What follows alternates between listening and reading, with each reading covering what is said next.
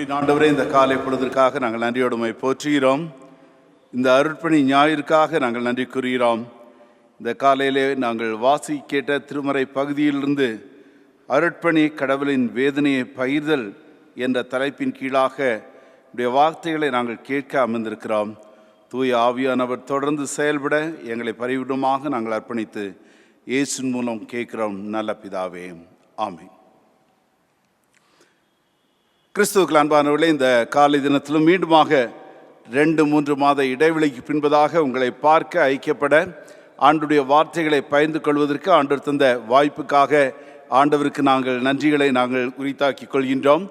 இப்படிப்பட்ட வாய்ப்பை மீண்டுமாக தந்த அருமையான போதர் ரெவரண்ட் கிறிஸ்டோபர் சாமுவேல் அவர்களுக்கும், அவர்களோடு உடன் பணி செய்கின்ற அருமையான ரெவரண்ட் டீக்கன் சாலமன் அவர்களுக்கும் மற்றும் திருச்சபையினுடைய பொறுப்பாளர்கள், கமிட்டி அங்கத்தினர், உங்கள் அனைவருக்கும் எங்களுடைய அன்பின் வாழ்த்துக்களை நான் தெரிவித்துக் கொள்கிறேன். இந்த மாலை தினத்தில் அருட்பொழிவுக்குள்ளாக கடந்து செல்கின்ற நம்முடைய உதவி குருவானவர்களுக்கும் எங்களுடைய அன்பின் பாராட்டுகளும், அவர்கள் ஆரம்பிக்கப்படுகின்ற புதிய பணியிலே ஆண்டவர் தொடர்ந்து அவருடைய கரத்தை பிடித்து நம்முடைய திருச்சபையில் கர்த்தர் அவர்களை எடுத்து பயன்படுத்துவாராக. இந்திய அருட்பணி இயக்கத்தினுடைய சில காரியங்களை நீங்கள் கேட்டீர்கள். இந்த இயக்கமானது இந்த ஆண்டிலே 60ஆம் ஆண்டுக்குள்ளாக காலெடுத்து வைக்க ஆண்டவர் கிருபை தந்தார். வெளிநாட்டு மக்கள் இந்தியாவிலே பல ஆண்டுகள் ஆண்டுடைய ஊழியத்தை பல மிஷனரி சங்கங்கள் மூலமாக செய்து சுதந்திரத்துக்கு பின்பதாக தங்களுடைய தாயகம் அவர்கள் செல்ல வேண்டிய கட்டாயத்திற்குள்ளாக அப்படி வந்த சூழலில் இந்தியாவிலே நடைபெற்ற மிஷனரி ஊழியங்களுடைய எதிர்காலங்கள் என்ன என்ற ஒரு பெரிய கேள்வி.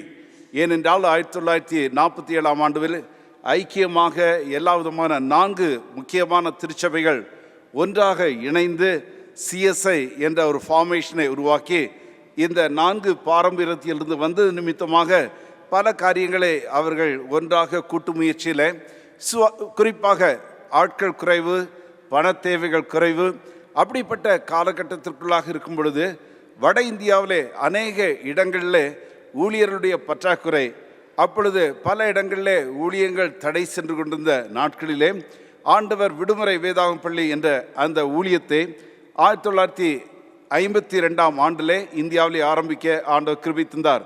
அதனுடைய பின்தொடர் ஊழியமாக 1959ஆம் ஆண்டிலே நண்பர் சுவிசேஷ ஜெபக்குழு என்ற இயக்கத்தை ஒரு சிலராக ஆரம்பிக்க ஆண்டவர் கிருபை தந்தார்.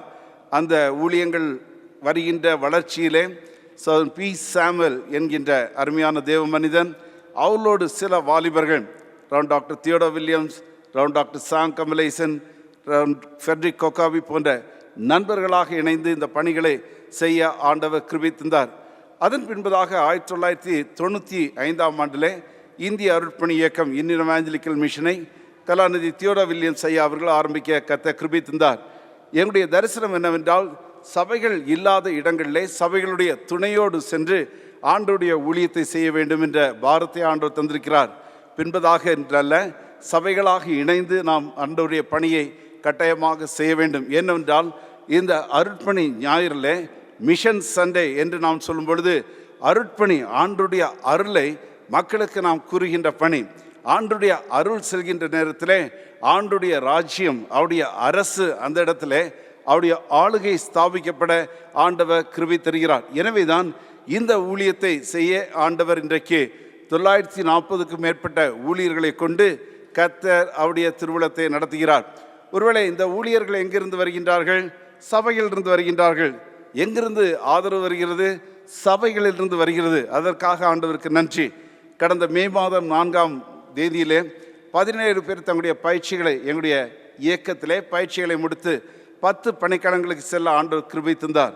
ஆண்டுடைய கிருபையினாலே நாளை தினத்தில் புதிதாக இன்னொரு 20 பேர் 10 மாநிலங்களை சார்ந்தவர்கள் எங்களுடைய பயிற்சி நிலையம் ஒசூருக்கு அருகாமையில் இருக்கிறது. அங்கு நாளை தினத்திலிருந்து பயிற்சிகளை ஆரம்பிக்கின்றார்கள். சில இயக்கங்களுக்கு அவர்களுக்கு வாய்ப்பற்ற நிலைமையில் இருக்கும் பொழுது அப்படிப்பட்டவர்களையும் நாங்கள் எடுத்து அந்த இயக்கத்திற்கு நாங்கள் பயிற்சி கொடுத்து நாங்கள் அனுப்புவது உண்டு. எனவே நாளை தினத்திலிருந்து 29 பேர், IEMல 20, மற்ற இயக்கத்திலிருந்து 9 பேர் அவர்களுக்கு பயிற்சிகளை கொடுத்து பணிக்களம் செல்ல அவர்கள் ஆயத்தமாக இருக்கின்றார்கள்.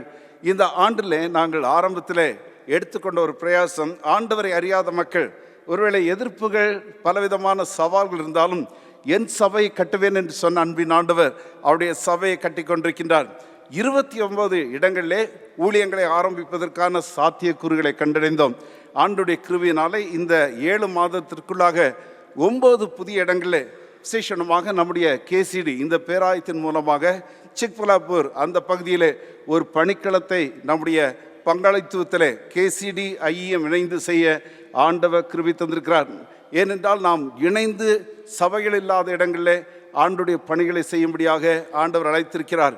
இன்னும் அநேக இடங்களில் இவ்வாறாக நாம் திருச்சபைகளோடு இணைந்து நாம் செயல்படும் பொழுது ஆண்டவர் பல இடங்களில் எல்லா மிஷனரி இயக்கங்களையும் கொண்டு அவர் செயல்படுகிறார். இன்றைக்கு ஐஎம் ஊழியத்தின் மூலமாக 227 வகையான அநேக ஆதிவாசி மக்கள் கூட்டங்கள் மத்தியிலே ஆண்டவரே தேவன் என்று, இயேசுவே ரட்சகர் என்று அறிக்கை செய்கின்ற ஒரு நல்ல அனுபவத்தை ஆண்டவர் தந்திருக்கிறார். இந்த ஊழியங்களுடைய முன்னேற்றங்கள் எவ்வாறாக இருக்கிறது?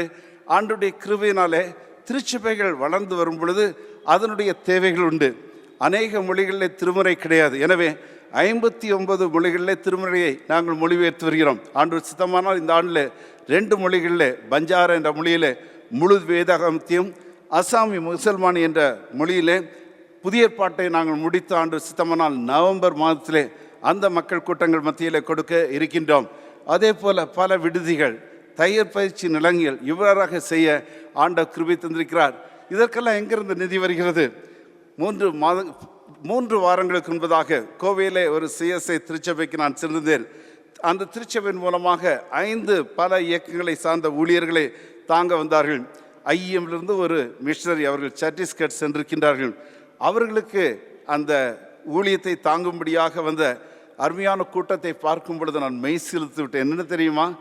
அந்த ஆலயத்தில் இருக்கின்ற சண்டே ஸ்கூல் பிள்ளைகள் விபிஎஸ்க்கு பின்பதாக அவர்கள் மிஷனரி ஊழியங்களை எல்லாம் சொல்லி கொண்டிருக்கும் பொழுது சண்டே ஸ்கூல் டீச்சர்ஸ், ஏன் நாம் ஒரு ஊழியரை தாங்கக்கூடாது என்று சிறிய சபை அங்கே இருக்கின்ற சண்டே ஸ்கூல் பிள்ளைகள், அப்பொழுது நாங்கள் அந்த அர்ப்பணிப்பு செய்யும் பொழுது அந்த சண்டே ஸ்கூல் பிள்ளைங்கள்லாம் சின்ன சின்ன பிள்ளைகளாக வந்து அந்த சகோதரிக்கு முன்பதாக கரங்களை தூக்கி நின்ற ஒரு பெரிய காட்சி.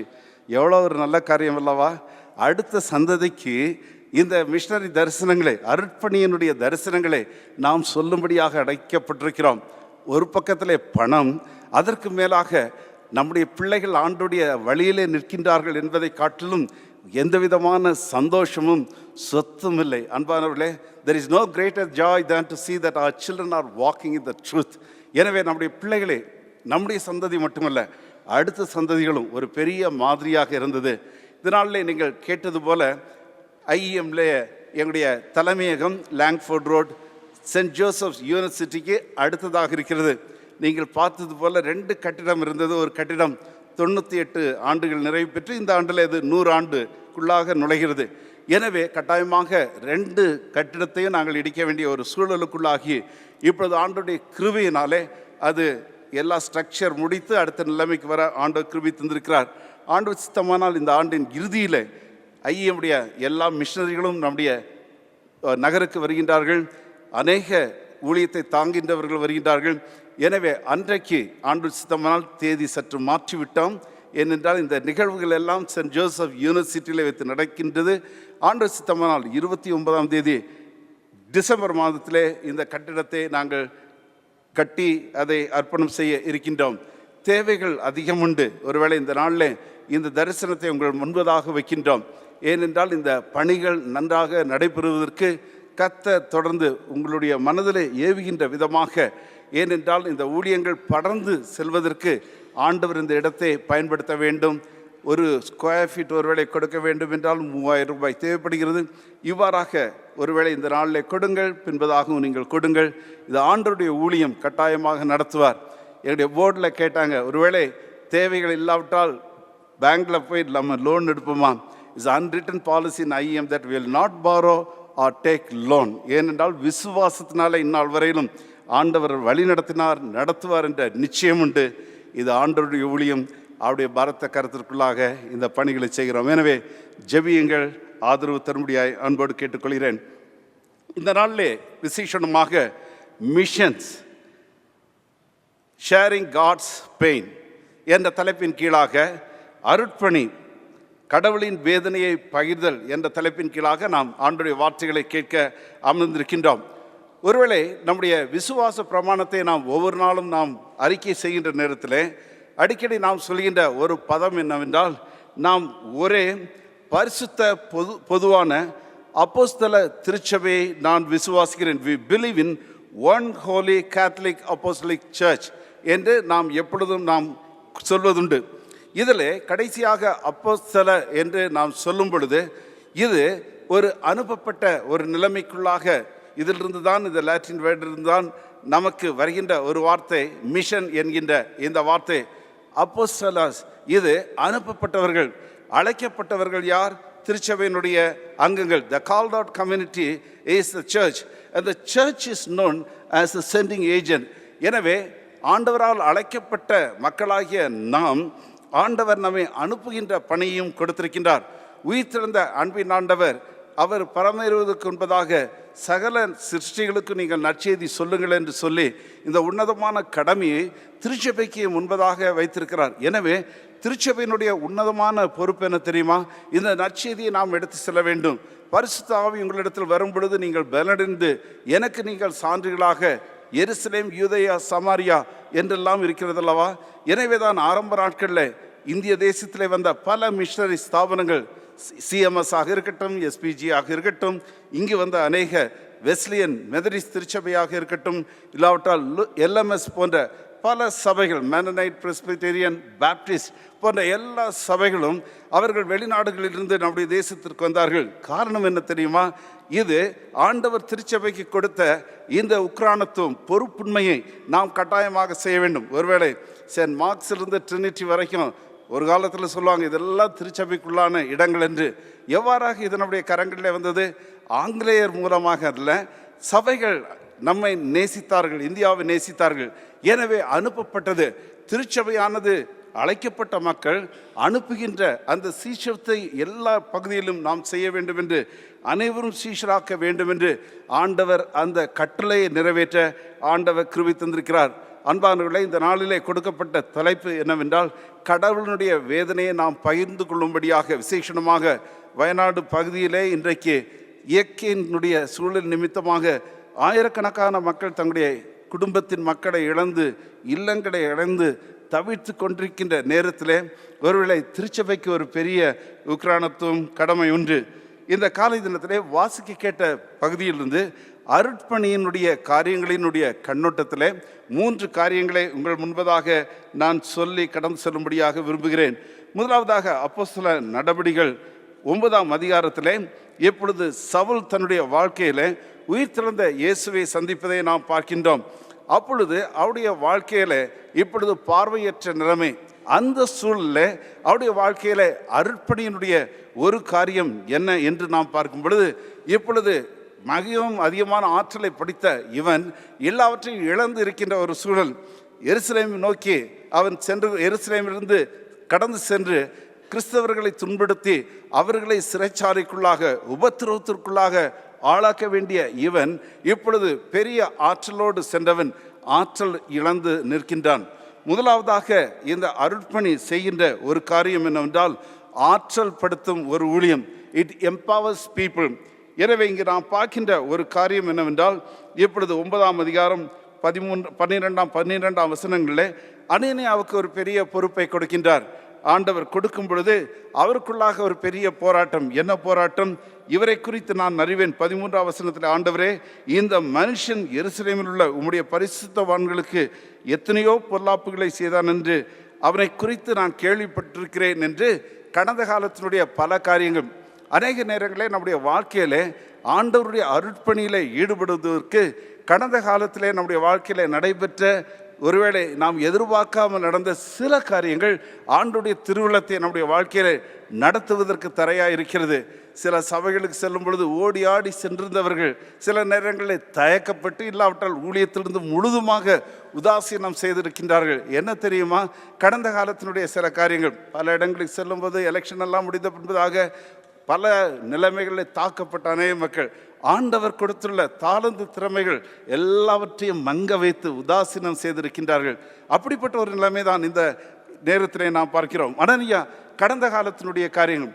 ஆனால் இந்த சூழல்ல ஆண்டவர் அவருக்கு ஒரு ஊழியத்தை கொடுத்திருக்கின்றார். யாருக்கு? சவுலை நீ சென்று பார் என்று. அன்பானவர்களே, அவரோடு சென்று அவருடைய வாழ்க்கையிலும் வருகின்ற மாற்றம் என்னவென்றால் 17ஆம் வசனத்தில் அனனியாவுடைய வாழ்க்கையில் ஒரு பெரிய மாற்றம். 13ஆம் வசனத்தில் இந்த மனுஷன் என்று சொன்னவர் 17ஆம் வசனத்தில் சொல்லும் பொழுது அவரை பார்த்து சகோதரனாகிய சவுலை என்று சொல்கிறார். அன்பானவர்களே, நம்முடைய வாழ்க்கையினுடைய மாற்றமே மற்ற இந்த அருட்பணி ஊழியத்திலே மாற்றத்தை எடுத்து வரும். We talk about the transformation. Our personal transformation brings the reformation in the society and the community. Without any personal transformation, never ever expect any reformation. Friends, we are always looking for transformation. Unless there is a transformation in our lives, we cannot engage in the mission of God. எல்லாவற்றையும் நாம் செய்யலாம். எனவே இது நித்தியத்தினுடைய காரியங்கள். எனவே இந்த பணிகளை செய்வதிலே நமக்கு ஒரு பெரிய பொறுப்பு. இந்த ஆற்றல் என்று சொல்லும் பொழுது 15ஆம் வசனத்திலே நாம் பார்க்கின்றோம். இவ்வாறாக விழுந்து ஆற்றலை இழந்து பலனற்ற நிலைமையில இருந்தவருக்கு இப்பொழுது ஆண்டவர் அவருடைய திட்டத்தை கொடுப்பதை நாம் பார்க்கின்றோம். அவரை அடையாளம் பண்ணுவதை நாம் பார்க்கின்றோம். அவருடைய வாழ்க்கையில் அவருடைய நோக்கத்தை, வாழ்க்கையினுடைய அர்த்தத்தை கண்டுகொள்கின்றார். இதுதான் நற்செய்தி ஊழியம். இன்றைக்கு பணி செய்கின்ற எத்தனையோ ஆதிவாசி மக்கள் தங்களுடைய வாழ்க்கையினுடைய அடையாளத்தை இழந்து, நாங்கள் பணி செய்கின்ற டோட்டோ என்ற ஒரு மக்கள் கூட்டத்தின் மக்கள் இருக்கின்றார்கள் வெஸ்ட் பெங்காலில். 1500 பேர் தான். அவர்களுக்குள்ளாக திருச்சபை உண்டு, திருமுறை கிடையாது. நாங்கள் அவரிடத்தில் செல்லும் பொழுது கேட்டாங்க, உங்கள் மொழியில் நீங்கள் அர்சனத்தை வாசிக்கும் பொழுது என்னையா எங்களுக்கு கொடுக்கக்கூடாதா? 1500 மக்களுக்கு ஆண்டோடைய கிருபையினாலே புதிய ஏற்பாட்டை நாங்கள் முடிக்க ஆண்டவர் கிருபை தந்தார். ஏன் தெரியுமா? சாதாரண மக்கள் என்று நாம் உதாசீனம் செய்ய முடியாது.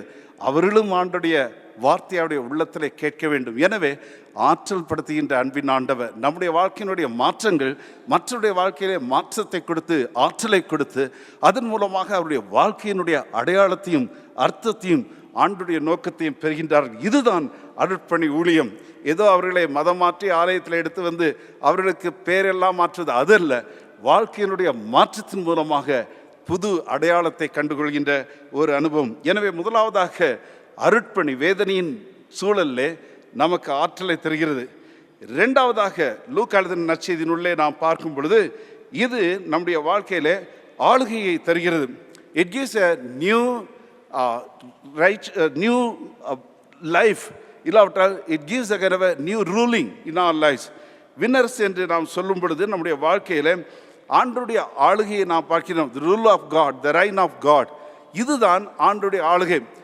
ஆண்டருடைய மக்களாக நாம் வருகின்ற நேரத்தில் பாவத்திலிருந்தும் நாம் மன்னிக்கப்பட்ட சூழலில் ஆண்டருடைய நற்செய்தியின் மூலமாக நம்முடைய வாழ்க்கை ஒரு புதிய நிலைமைக்கு வருகின்ற பொழுது ஆண்டருடைய மதிப்பீடுகள் நம்முடைய வாழ்க்கையிலே வருகிறது. அதை ஆளுகை செய்கிறது. ரோமருக்கு எழுதின நிருபம் 14ஆம் அதிகாரம் 17ஆம் வசனத்திலே நாம் பார்க்கின்றோம். தேவனுடைய ராஜ்யம் புசிப்பும் குடிப்பும் அல்ல, அது நீதியும் சமாதானமும் பரிசுத்த ஆவியினாலே உண்டாகும் சந்தோஷமாய் இருக்கிறது.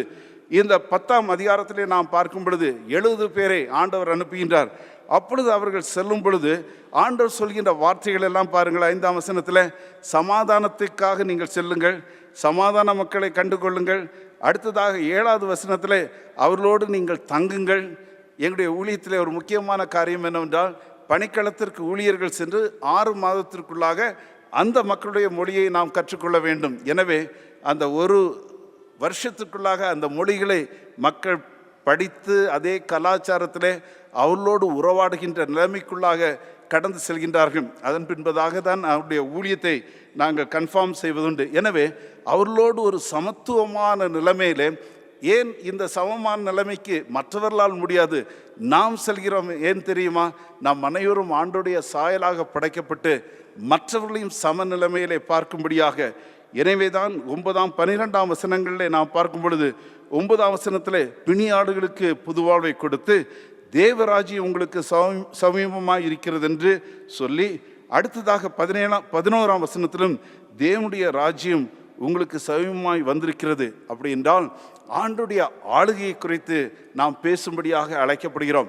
ஆண்டுடைய ஆளுகை இருக்கின்ற இடத்திலே சந்தோஷம், சமாதானம், நீதி, சமத்துவம், எல்லா விதமான பாகுபாடுகளும் தகர்க்கப்பட்டு நாம் நமக்கென்று ஒரு கோட்டல்ல, அவைகள் எல்லாவற்றையும் கடந்து நாம் அனைவரும் ஆண்டோடைய மக்கள் என்று ஏற்றுக்கொள்ள ஆண்டவர் கிருபை தருகிறார். அடியேன் கிருஷ்ணகிரி பகுதியிலே என்னுடைய இறையிலே முடித்து நான் பணி செய்தேன். அங்கு பலவிதமான நாங்கள் ஆதிவாசி மக்கள் கூட்டம் மத்தியிலே ஊழியத்தை ஆரம்பித்தோம். அநேக மக்கள் ஆண்டவரை ஏற்றுக்கொண்டார்கள். கிறிஸ்மஸுக்கு ஒருவேளை திருமுழுக்கு எடுத்தவர்கள் 100 பேர் இருப்பார்கள். ஆனால் அன்றைக்கு அவருடைய உறவின் மக்கள் எல்லாம் வருவாங்க. என்னுடைய சபையில் 2-3 கூட்டமாக இருந்தவர்கள், பல பின்னணிகள், எல்லாரும் அதில் ஆரம்பித்து விட்டார்கள். அப்பொழுது ஞாயிற்றுக்கிழமை இந்த கிறிஸ்மஸ் நாளில் திருவிருந்து நடக்கும் பொழுது ஒரே கப்பில் எல்லாரும் திருவிருந்தில் வந்து பானம் பண்ணும் பொழுது உறவின் மக்கள் எல்லாம் தூரத்துலேருந்து பார்ப்பாங்க. டே டே டே அவன் இந்த ஜாதிடா, கீழானவன்டா, இதில் போய் நீ இது. எல்லாரும் வெளியில் வந்துட்டு அவருடைய பின்னணிகளை பற்றி பேச மாட்டாங்க. நாங்கள் எல்லாம் கிறிஸ்துவுக்குள்ளாக ஒரே மக்களாக இருக்கிறோம். எவ்வளோ ஒரு பெரிய சாட்சி அல்லவா? அன்பானவர்களே, இன்றைக்கு சபைகளை பிளவுபடுத்துகின்ற காரியங்கள் ஆண்டவருடைய ஆளுகை இருக்கும் பொழுது அவைகள் தகர்க்கப்படும். சபையை பிரிக்கின்ற காரியங்கள் இயேசுவின் நாமத்தினாலே அவருடைய இரத்தத்தினாலே தகர்க்கப்பட வேண்டும். எந்த நிலைமையிலே வரட்டும். இந்த மக்கள் சாதாரண ஆதிவாசி மக்கள், அவங்க எல்லாம் நிற்கும்போது சில இடத்துல வெளியிலிருந்து வருவாங்க, தருமபுரியிலிருந்து. இந்த ஆளுங்கள்லாம் எடுக்கிற ஒரே கப்பில் நாங்கள் எடுக்க மாட்டோன்னு பின்னால் இருப்பாங்க. சிஎஸ்சியுடைய கருப்பொருள் என்னங்க? What is the theme of CSI? That we all may be ஒன்று. நாம் அனைவரும் ஒன்றாக இருக்கும்போது எவ்வளோ ஒரு மோசமான காரியம் இல்லை. சில நேரத்தில் சாதாரண மக்கள், பின்திறக்கப்பட்ட மக்கள், சரியாக குளிக்காதவங்க, இப்படியெல்லாம் ஒதுக்கி வச்சிருக்கிறல்லவ, இவர்களுக்கு புறக்கணிக்கப்பட்டவர்களுக்கு நற்செய்தியை சொல்ல ஆண்டவர் நம்மை அழைத்திருக்கிறார். முதலாவதாக ஆற்றலை நாம் கொடுக்கின்றோம். அடுத்ததாக இப்படியாக புறக்கணிக்கப்பட்ட நிலைமை வேதனையில் இருக்கிற மக்களுக்கு ஆளுகையை கொடுக்கின்றோம். கடைசியாக ஒரு புதிய ஆரம்பத்தையும் நாம் கொடுக்கின்றோம். என்ன புதிய ஆரம்பம்? வாசிக்கிட்ட ஏசாயா புத்தகத்திற்கு நேராக நாம் கடந்து செல்வோம். இங்கு உசியா தன்னுடைய மரணம் அடைந்த பின்பதாக யூதேயாவிலே ஒரு பெரிய கலக்கமுள்ள சூழல் அதற்கு முன்பதாகவும் இருக்கிறது. அப்படிப்பட்ட நேரத்தில் ஏசாயா ஒரு பெரிய தரிசனத்தை பார்க்கின்றார். அந்த தரிசனத்தில் ஆண்டவர் இப்பொழுது சிம்மாசனத்தில் இருக்கிறதை அவர் பார்க்கின்றார். எவ்வளோ ஒரு பெரிய மாற்றம்! இதை அவர் பார்க்கின்ற நேரத்தில் அங்கு ஒரு பெரிய ஆராதனை நடக்கிறது. ஆண்டவர் பரிசுத்தராக, அவர் மகிமை உள்ளவராக ஆராதனை செய்து கொண்டிருக்கும் பொழுது அவருடைய வாழ்க்கையிலுடைய உண்மையான நிலைமையை உணர்ந்து கொள்கின்றார்.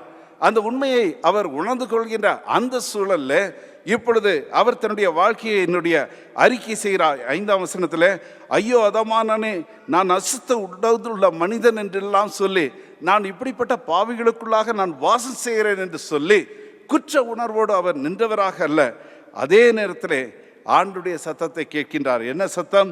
யாரை நான் அனுப்புவேன், யார் நமது காரியமாய் போவான் என்ற சத்தத்தை கேட்கின்றார். அன்பானவர்களே, ஆண்டவர் எப்பொழுதும் அவருடைய உள்ள துடிப்பு மக்களோடு செயல்பட வேண்டும், மக்கள் மாற்றத்திற்குள்ளாக வர வேண்டும், அவர்களும் ஒரு புதிய நிலைமைக்குள்ளாக வந்து அவர்களுடைய வாழ்க்கை ஆரம்பிக்க வேண்டும் என்றால் புதிய ஆரம்பங்கள், there should be a new beginning in all our lives which can impact the mission of God, the reign of God, the rule of God. நம்முடைய தனிப்பட்ட தீர்மானங்கள் ஆண்டுடைய அருட்பணி ஊழியத்தில் ஒரு பெரிய தாக்கத்தை கொடுக்கும், மறந்துவிடவே கூடாது. எனவே தான் நாம் இங்கே பார்க்கின்ற ஒரு காரியம் என்னவென்றால், இப்பொழுது வாழ்க்கையினுடைய சூழ்நிலைகள் எல்லாம் மாற்றப்பட்ட நிலைமையிலே இப்பொழுது ஏசாயா ஒரு உன்னதமான தரிசனத்தை பார்க்கின்றார். ஆண்டவர் ஆளுகை செய்கின்றார். அவர் மத்தியஸ்தராக, அவர் மகிமை புரிந்தவராக, அவர் தன்னுடைய வாழ்க்கையிலே ஆண்டவரை ஆராதிக்கின்ற நிலைமையில் மட்டுமல்ல, ஆராதனைக்கு மேலாக சாட்சியாக ஆண்டுடைய திருவுளத்தை தன்னுடைய வாழ்க்கையிலே எடுக்கின்றார். இதுதான், we have a lot of worshiping communities, we are rarely having witnessing community these days. சபையில் இன்றைக்கு நிறைய worship, praise and worship is too much in our churches. Less time for word of God, less time to witness for Jesus Christ. அன்பானவர்களே, நம்முடைய வாழ்க்கையில் அதிகமான நேரங்களை அவருக்கு சான்று பகிர அவ்வாறாக நாம் செய்ய வேண்டும் என்றால் நம்முடைய வாழ்க்கையில் வருகின்ற புதிய ஆரம்பங்கள், ஒரு தனிப்பட்ட மனுஷனுடைய வாழ்க்கையினே நாம் எடுக்கின்ற தீர்மானங்கள் ஒரு பெரிய மாற்றத்தை வரும். ஏசாயோட வாழ்க்கையில் ஒரு பெரிய மாற்றம், ஒரு புதிய ஆரம்பம். அந்த மாற்றத்தினுடைய பலவிதமான அதனுடைய தாக்கங்களை நாம் பார்க்கின்றோம். எனவே இந்த அருட்பணி என்று நாம் சொல்லும் பொழுது புதிய ஆற்றலை தருகிறது. யார்? விழுந்து போன சவுலுடைய வாழ்க்கையில் இப்பொழுது ஒரு புதிய ஆற்றலை பெற்ற நிலைமையிலே ஆண்டவருக்கு பலனுள்ள நிலைமையில் பலவீனமான ஒரு மனிதன்தான், ஆனால் பலப்படுத்த ஆண்டவர் அவரை பயன்படுத்துகிறார். அது மட்டுமல்ல, இவ்வாறாக நொந்து கொண்டிருக்கின்ற நேரத்தில், ஆண்டவருடைய ஆளுகைக்குள்ளாக வருகின்ற நேரத்தில், கிறிஸ்துவின் மூலமாக வருகிற நீதி, சமாதானம், தூய்மை, சந்தோஷம், தூய ஆவியானோரின் மூலமாக அந்த ஆளுகைக்குள்ளாக இருக்கும் பொழுது பலவிதமான மாற்றங்கள், கடைசியாக புதிய ஆரம்பங்கள். அன்பானவர்களே, மிஷனரி ஊழியம் என்பது ஒரு குழு ஊழியம், ஒரு தனிப்பட்டவருடைய ஊழியம் அல்ல, கூட்டாக செய்கின்ற ஒரு காரியம். God's work is a team work. It cannot be a single person, or it cannot be done in an isolation. Always we should work together as a body of Christ and also as a missionary community where we are all working together. எனவே தான் சபைகளை சார்ந்து நாம் செய்கின்றோம். 1964ஆம் ஆண்டிலே என்னுடைய பெற்றோர்கள் கன்னியாகுமரியிலே அங்கு டிஎம்பிபி என்ற ஒரு ஊழியம் உண்டு. அந்த ஊழியத்தை ஆரம்பித்து அவர்கள் அதன் பின்பதாக ஜவாதுமலை, வேலூருக்கு அருகாமையில் இருக்கின்ற இடத்திற்கு ஆண்டுடைய ஊழியத்திற்காக வந்தார்கள். நானும் என்னுடைய தங்கையும் மலையிலே நாங்கள் பிறந்தோம். என்னுடைய மூத்த அக்கா அவர்கள் இந்த திருச்சபையினுடைய அங்கம் பியூலா ஜெயக்குமார் அவர்கள். எங்களுடைய பெற்றோர்கள் இங்கே வந்து ஆண்டுடைய ஊழியத்தை தொடர்ந்த பின்பதாக என்னுடைய வயது 4 இருக்கும் பொழுது தினந்தோறும் சாயங்காலம் காய்ச்சல் வரும். அப்போ மருத்துவமனை சிஎம்சிக்கு எடுத்து சென்று மருத்துவமனையில் சொல்லிவிட்டார்கள், இந்த பையனுக்கு போலியோ நோய் வந்திருக்கிறது, எனவே ஏதோ ஒரு பாகமானது பாதிக்கப்படும், நீங்கள் எடுத்து சென்று விடுங்கள். ஜவாது மலைக்கு எடுத்து சென்றார்கள். சில நாட்களில் என்னுடைய இடது கையானது பாதிக்கப்பட்டது. பாதித்து சரீரத்தினுடைய எல்லா விதமான செயல்பாடுகளை இழந்து விட்டேன். இந்த இடது கை 3 1 பங்காக வந்து விட்டது. அப்படிப்பட்ட சூழலில் அப்பொழுது இருந்த பிரதம பேராயர் ஒரு கடிதத்தை என்னுடைய அப்பாவுக்கு எழுதினார்கள். எலியாஸ், இந்த நாட்களில் நீ சென்று ஒருவேளை சிஎம்சியில் நீ சாப்ளின் ஆகிட்டனா உன்னுடைய ஊழியம் தொடரும், உன்னுடைய பையனுடைய அவருடைய சிகிச்சையும் தொடரும். பெற்றோர்கள் ஜெபித்தார்கள். ஆண்டவர் சொன்னார், உன்னை இங்கு மலைக்கு எடுத்து வந்தது அங்கு செல்வதற்கில்லை, ஏனென்றால் எங்களுடைய பெற்றோர்கள் மரிக்கும் வரையிலும் ஆண்டவருக்காக மலையிலே மலை மக்கள் மத்தியிலே ஊழியம் செய்ய வேண்டும் என்று.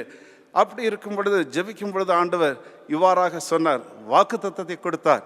ஒரு சிலர் அந்த நாட்களில் மிஷனரி ஊழியத்திற்கு இன்றைக்கு போலல்ல வாய்ப்புகள் ஜெபிக்க ஆரம்பித்தார்கள்.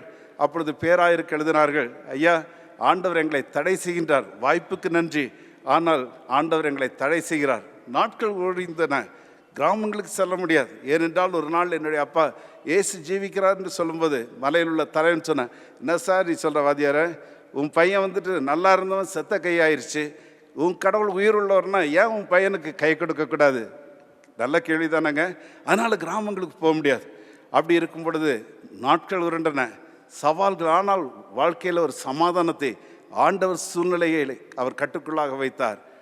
ஒரு நாளில் ராத்திரி காலையில் எழும்பொழுது திடீரென்று என்னுடைய அப்பா ஒரு 4:30 மணிக்கு எழுந்திருக்கும் பொழுது வீட்டில் ஜீப்பில் ஏசாமி வந்தது போல், என்னுடைய கையை தொட்டது போல் ஒரு அனுபவம், ஒரு தரிசனம். எழுந்து அப்பா கிட்ட சொன்ன, 4 வயசு தான், அப்பா ஏசாமி ஜீப்பில் வந்தாங்க, என் கையை தொட்டாங்க. அப்படியாடான்ட்டு கையை தூக்குடா, படுத்துட்டு நான் தூங்கினேன். எழுந்து தூக்குடா, நான் எழுந்து தூக்குனேன். ராத்திரி படுக்கும்போது 3ல் 1ஆக இருந்த கை காலையில் எழும்பொழுது வலது கைக்கும் இடது கைக்கும் வித்தியாசம் இல்லாத ஒன்றமாக ஆண்டவர் சுகத்தை கொடுத்தார். ஆண்டவருக்கே ஸ்தோத்திரம். இன்றைக்கு நான் ஊழியத்தில் இருக்கிறேன் என்றால் அநேக மக்களுடைய ஜெபங்கள்.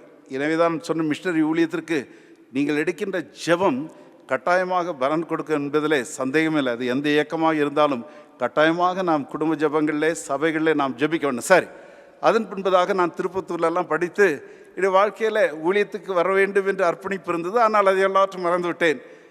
என்னுடைய 12ஆம் வகுப்பு படிக்கும் பொழுது என்னுடைய பெற்றோர்கள் இருந்த கல்வராயன் மலை 18 மைல் நாங்கள் மலை ஏறணும்.